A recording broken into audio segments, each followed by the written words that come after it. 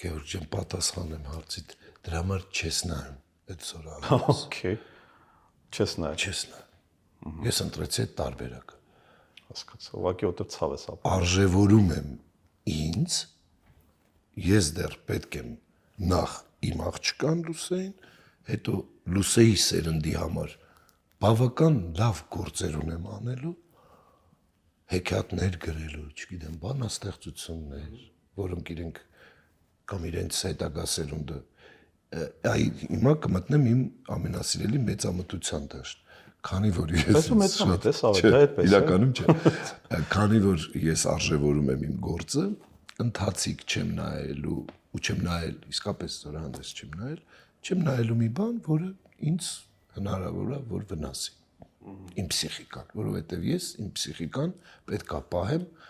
ու կարողանամ այս անցումային պերիոդում տանել շատ ավելի լուրջ, շատ ավելի կարևոր տեղ։